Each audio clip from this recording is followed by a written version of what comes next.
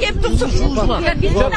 Биздин кеп мына ушунчу неме кылат, мына көрдүңүз. Эске салсак, буга чейин да Ош базарынын айланасындагы башаламан соода жүгүртүүнү токтотуу жана иретке келтирүү багытында рейд жүрүп, анда мэриянын кызматкерлери менен соодагерлердин ортосунда пикир келишпестиктер орун алган. Ал эми патент алып, мыйзамдуу иштеп жаткан сатуучулар базардын сыртындагы башаламан соода жүгүртүүдөн улам имараттын ичиндеги соода жакшы болбой жатканын айтышкан. Эми бул сырттагылар бизге, конечно, тоскоолдук эле болот. Мына могу тазалап койгондон бери ичине жылыш бар. Булар төрт тарап дарбазанын баардык жерлерин курчап алышкан, товарларды бүт биз койгон товарларды арзан коюшат. Анткени алар место төлөбөйт, патент төлөбөйт, бекер турушат. Алар ошол жердеги аялдарга төлөшөт экен. Көчөдөгү башаламан сооданы жоюу боюнча рейд Бишкектин 4 районунда да жүрүп жатат. 1-Май районунун акими Максатбек Сазыкуловдун айтымында, шаардын борбордук көчөлөрүн иретке келтирүү үчүн Эркиндик гүл багындагы жана Ала Тоо аянтындагы башаламан соода түйүндөрү алынып, сатуучуларга башка жактан шарты менен орундар берилүүдө. Азыркы күндө биз ушу 1-Май администрациянын районунун менен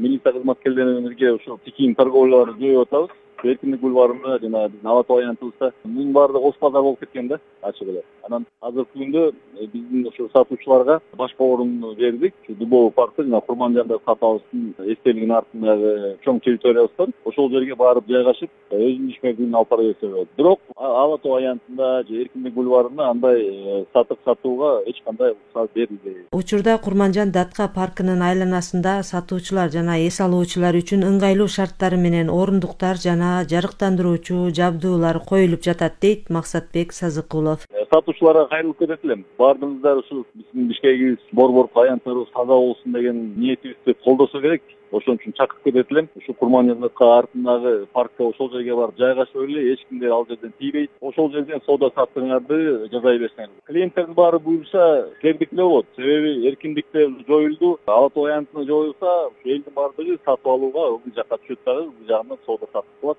Жерге дагы поддержка болот.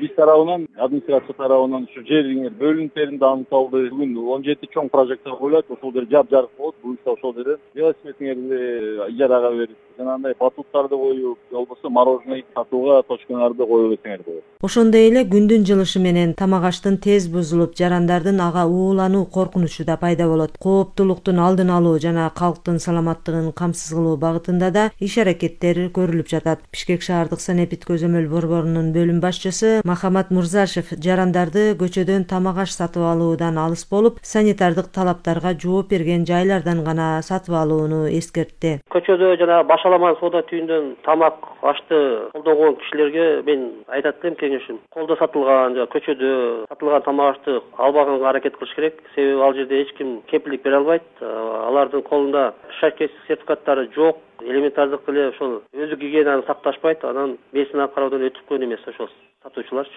Бул колдогон кишилер эми жайык убакыт келди, ысык тамактан улануу фактылары болуп калышы мүмкүн. Азыр ансыз эле Кыргызстанда акыркы эле майрам күндөрү Ош шаарында, Баткенде, Лелек, Сүлүктүдө болду, бизде Бишкек шаарында, Нарында болду. Көптөгөн масталык улануу фактылары, бизде 11 киши жогорку ооруканага жатышты, ошо тамактан уланып. Ошондой фактылар көбөйүп кетиши мүмкүн жайындачы. Эгер өздөрү сактанбасачы. Белгилей кетсек, Бишкекте көчөдө соода кылууга тыюу салынат деген урандын алкагында башаламан сооданы жоюу боюнча рейдтер жүрүп жатат. Раткан Асанова, 1-Радио.